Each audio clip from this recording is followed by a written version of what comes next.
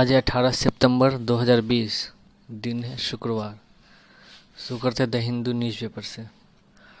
आज मेन जो कैबिनेट ने जो एग्रीकल्चर से रिलेटेड जो बिल पास किया है, उसमें जो हमारे यूनियन मिनिस्टर हैं उन्होंने इस्तीफ़ा की पेशकश की है प्रधानमंत्री के साथ। तो आप ये देख सकते हैं, ये नहीं देखिए इसमें तो वोट बैंक राजनीति है, लेकिन आपको ये देखना है कि ये टॉपिक कितना इम्पोर्टेंट हो गया यूपीएससी के लिए कि यूनियन मिनिस्टर तक को इस्तीफ़ा देना पड़ गया प्रोटेस्ट करने के लिए। तो ये टॉपिक बहुत ही इम्पोर्टेंट हो जाता है यूपीएससी के लिए।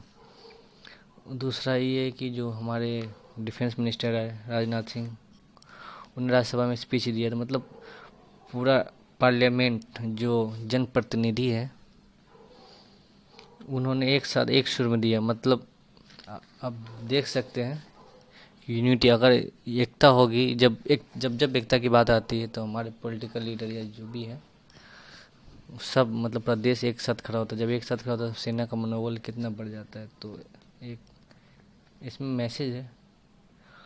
और एक है कि जो डिजिटल मीडिया है उसको रेगुलेट करने के लिए गवर्नमेंट ने सुप्रीम कोर्ट को कहा है कि कोई अगर बनाया जाए कानून या कुछ भी कोई गाइडलाइंस, तो प्रिंट मीडिया और इलेक्ट्रॉनिक मीडिया के लिए तो ऑलरेडी पहले से है, लेकिन सोशल मीडिया या डिजिटल मीडिया के लिए कोई नहीं जिसमें। तो आप ये देख सकते हैं कि कितना इम्पोर्टेंट है डिजिटल मीडिया।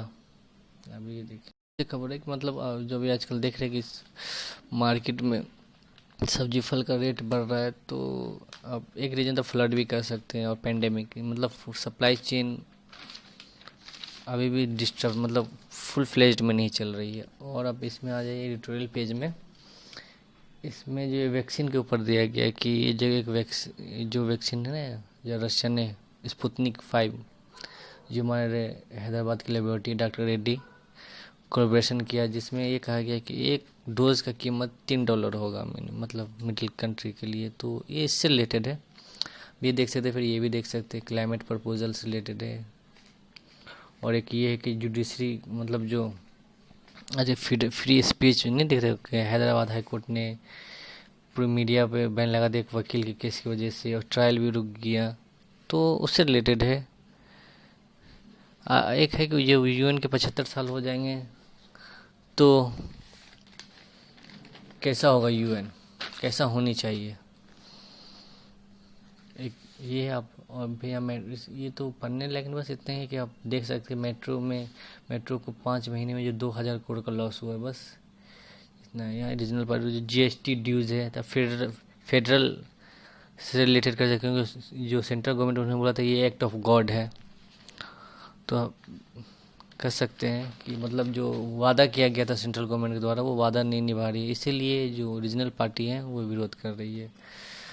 ये इंडिया पाकिस्तान का सार्क मीटिंग अटेंड होने वाला है। तो आप सार्क के बारे में जहाँ बेसिक नॉलेज पहले से ले ले, बैकग्राउंड क्या है, सार्क कैसे बना, कौन कौन देश इसमें आते हैं, और बस अब ये देखिए। फिर यहाँ आप आ सकते हैं वर्ल्ड में आप जो पाकिस्तान जो बोला कि हम गिलगिट बिल्तिस्तान को, जो हमारा इंटरनल पार्ट है जम्मू कश्मीर का, उनको हम मतलब फुल फ्लेज्ड प्रोविंस बनाएंगे, मतलब एक रिपोर्ट का ये कहा गया है। तो अब कश्मीर तो ऐसे ही Jammu Kashmir top highlight topic होता है, कुछ ना कुछ वहाँ होते रहता है हमेशा, इंसर्जेंसी, टेररिस्ट अटैक, कुछ ना कुछ होते ही रहता है।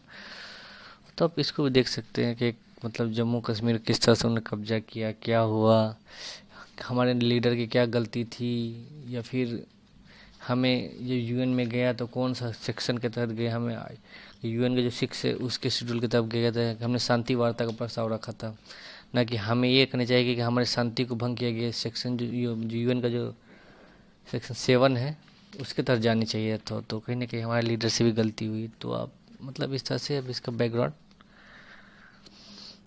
देखिए।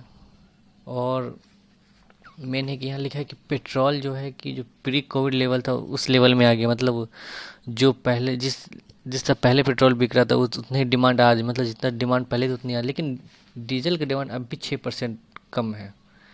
तो अब ये देख सकते हैं कि डीजल से क्या क्या चीज़ चलती है। मतलब आप अनुमान लगा सकते हैं कि डीजल ज़्यादातर जो इंडस्ट्रीज होती है जो डीजल से चलती है, बिजली से चलती है लेकिन डीजल से भी चलती है। तो कहीं ना कहीं मैन्युफैक्चरिंग सेक्टर अभी भी डिस्टर्ब है। और अब देख सकते हो सप्लाई चेन जो ट्रक होते बड़े बड़े वो भी डीजल से ही चलते हैं। तो कहने का मतलब है कि ट्रक का भी आवाजाही जो है आवागमन वो भी सही से नहीं हो पा रहा है। तो इसलिए डीजल की डिमांड अब भी कम है। और अब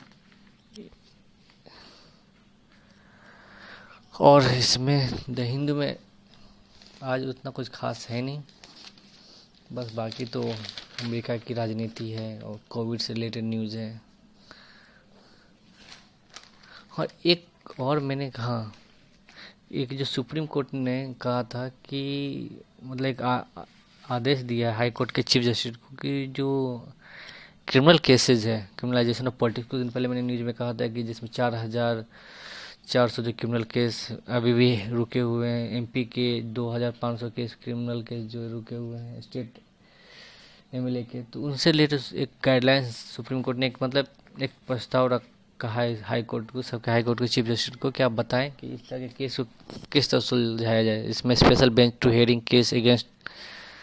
तो आप ये देख सकते हैं अब, क्योंकि इससे बहुत सारे पॉइंट निकलेंगे, आप अपने हिसाब से अलग अलग जिस मतलब पॉइंट नोट कर सकते हैं। बहुत ही इम्पोर्टेंट टॉपिक है ये, बहुत बहुत इम्पोर्टेंट है, तो इसे आप ज़रूर देखें। ठीक है, अब चलते हैं दैनिक जागरण में, क्योंकि इसमें बस इतना ही है। दैनिक जागरण में भी वही है जो कृषि विधेयक पर घमासान जो हमारी यूनियन मिनिस्टर ने इस्तीफा दिया है। तो ये टॉपिक तो इम्पोर्टेंट हो ही गया यूपीएससी के लिए, क्योंकि ऐसे भी कृषि टॉपिक एग्रीकल्चर टॉपिक हमेशा इम्पोर्टेंट होता है।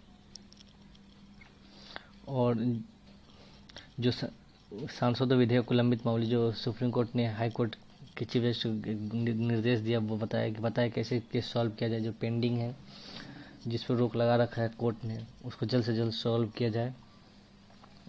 फिर हमारे जो विदेश मंत्री है, सॉरी डिफेंस मिनिस्टर, उन्होंने राज्यसभा में जो स्पीच दी है चाइना को लेके, उस तरह के। फिर एक ये डेटा है, अभी डेटा कोविड मैंने पेंडेमिक की टाइम में जो अदालत है जो लोअर कोर्ट है, उन्होंने 15.32 लाख केस का निपटारा किया है। तो अभी एक एग्जांपल रख सकते हैं कि किस तरह से जो निचली कोर्ट है वो काम अपना कर रही थी। फिर एक यह है कि जो जीएसटी कंपनसेशन है फेडरल से इम्पोर्टेंट है, संघीय ढांचा से रिलेटेड है। तो आप इसको फेडरल का जो टॉपिक होता है पॉलिटिका, आप वहाँ से इसको अच्छे से तैयारी कर सकते हैं। फिर डिजिटल मीडिया को लेकर आए पहले नियमन का फैसला जो उसमें भी कहा था कि सुप्रीम कोर्ट ने कहा कि इलेक्ट्रॉनिक्स प्रिंट मीडिया के लिए पर्याप्त कानून है, लेकिन डिजिटल मीडिया के लिए नहीं। तो कुछ भी अगर हो तो डिजिटल मीडिया, तो अब डिजिटल मीडिया से रिलेटेड, डिजिटल मीडिया बहुत ही इंपॉर्टेंट है। आज के टाइम में देखते हैं कहीं भी दंगा होता है डिजिटल मीडिया ही भी होते हैं हमेशा। सबसे पहले डिजिटल मीडिया को बैन किया जाता है। आप कश्मीर में देखते हैं, जम्मू कश्मीर में, कि वहाँ नेट बंद कर दिए जाते हैं क्योंकि फेसबुक व्हाट्सएप के द्वारा दंगे फैलाए जाते हैं, आतंकवादी को प्रमोट किया जाता है। तो आप वो देख सकते हैं। फिर यहाँ है कि अस्पताल, कुछ दिन पहले न्यूज आया था कि हमारे मतलब जो मिनिस्टर उन्होंने कहा था कि हमारे पास ऑक्सीजन सरप्लस में है, लेकिन यहाँ है कि यहाँ यूपी के कुछ हॉस्पिटल में जो वहाँ ऑक्सीजन है ही नहीं। तो आप एक बस ये देख सकते हैं कि अगर सरकार कर रही है, लेकिन मतलब सप्लाई चेन आप कर सकते हैं, सप्लाई चेन से रिलेटेड आप इसको। और अभी जो ब्रिक्स का जो बैठक होने वाला है उससे रिलेटेड टॉपिक है, जैसे ब्रिक्स डिस्कस करेंगे एक दूसरे की संपूर्णता के आधार, तो अब ब्रिक्स से रिलेटेड है। तो अब देख सकते हैं, सॉरी बोलो सार्क, ब्रिक्स देश करेंगे एक दूसरे की संपूर्णता का आधार, लेकिन मेन सार्क से रिलेटेड भी है ये, ब्रिक्स तो है ही है। और इसमें है कि जो हम मेन जो विधेयक आया है एडिटोरियल पेज में है कि जो विधेयक है उस पर क्या राजनीति हो रही है, तो इसका एडिटोरियल आर्टिकल है, एडिटोरियल कमेंट है। बाकी आर्टिकल आज का सही नहीं है, सब पॉलिटिक्स है, शिवसेना, ये सब पढ़ने वाला नहीं है, ज़्यादा पॉलिटिक्स है। फिर ये जो ऑस्ट्रेलिया, जापान और अमेरिका मतलब इंडिया, ये चारों मिलके जो क्वाड है, क्वाड मिलके जो एक्सपोर्ट इंपोर्ट है वो किस तरह से एक सप्लाई चेन मेंटेन की, जिसमें चाइना को काउंटर किया जाए, उससे रिलेटेड ये तो अब देख सकते हैं मधुमक्खी पालन के लिए दिशा निर्देश चालू किया। मधुमक्खी पालन जो हमारे किसान का आय डबल करना है 2022 में, उनसे रिलेटेड है। आप देख सकते हैं ये कितना इम्पोर्टेंट है, क्योंकि किसान की आय दोगुना करना सरकार का लक्ष्य है। तो आप इसे भी देख सकते हैं, ये बहुत ही इम्पोर्टेंट है। और एक सेकेंड, कहाँ गया, नासा ने खोज किया है एक ब्रह्मांड में एक विशाल ग्रह जिसका नाम है ड्वार्फ, मतलब सफ़ेद बौना ग्रह जिस है। तो बस इस नाम, इसका नाम याद रख सकते प्री के लिए, और नासा ने किया क्योंकि इंडिया के स्पेस सेंटर ने किया नहीं है, इसलिए इतना इम्पोर्टेंट नहीं है। बस एक बार पढ़ ले जिससे कि आपको याद रहे कि हाँ। बाकी और कुछ है नहीं, बाकी तो बस खाली अलग अलग तरह के जो एग्ज़ाम के लिए इम्पोर्टेंट नहीं है। एक ये एक थोड़ा सा देख सकते हैं कि सरकार ने कहा कि जीएसटी दर अधिक नहीं है जो ऑटो सेक्टर के लिए, जो 28% है। तो बस ये इतना पॉइंट है, ठीक है। Thank you very much.